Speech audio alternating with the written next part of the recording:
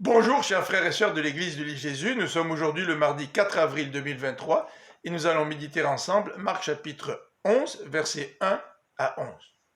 La Bible du Semeur nous précise la chronologie des chapitres 11, 12 et 13. Le chapitre 11 versets 1 à 11 nous décrit l'entrée du roi à Jérusalem, c'est le premier jour. Le deuxième jour, les versets 12 à 19 du même chapitre nous décrivent la malédiction du figuier et l'intervention de Jésus dans le temple. Et le troisième jour nous est décrit dans les versets 11 et suivants, jours durant lesquels Jésus enseigne notamment sur le figuier desséché. Jésus prépare son entrée à Jérusalem de façon particulière. Il ne cherche plus à garder l'anonymat, mais il veut se présenter à la foule. Le texte de Marc identifie Jésus comme étant le Seigneur. En effet, si quelqu'un pose des questions aux disciples concernant l'annon qu'ils viennent chercher, Jésus leur demande de répondre en disant « Le Seigneur en a besoin ». Mais dans son entrée à Jérusalem, le Seigneur se présente principalement comme le roi, le Messie. Les rameaux étaient utilisés lors de la fête de la consécration pour célébrer le triomphe des Maccabées et leur entrée à Jérusalem.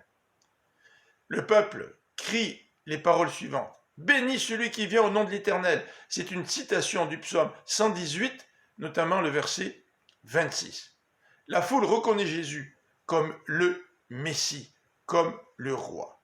Lisons Zacharie chapitre 9, verset 9. « Tressaille d'allégresse, ô communauté de Sion, pousse des cris de joie, ô communauté de Jérusalem, car ton roi vient vers toi, il est juste, victorieux, humilié, monté sur un âne, sur un ânon, le petit d'une ânesse. » Plusieurs siècles après que ces paroles aient été écrites, Jésus les accomplit par son entrée à Jérusalem.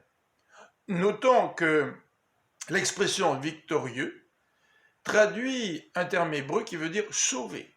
Ce roi dont il est question dans Zacharie 9.9 est sauvé par Dieu face à ses ennemis qui l'oppriment. David a été ce roi opprimé et délivré par Dieu, tout comme le Christ le sera. Il sera opprimé à cause de ceux qui vont l'arrêter, le crucifier. Mais Dieu va le délivrer en le ressuscitant de la mort. Remarquons aussi l'humilité de ce roi, de ce Messie qui rentre à Jérusalem. Il est assis sur le dos d'un ânon.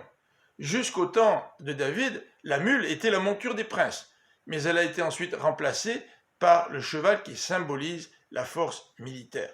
Jésus ne rentre pas à Jérusalem assis sur le dos d'un cheval, mais sur le dos d'un ânon, exprimant par là l'humilité de ce Messie et de ce roi.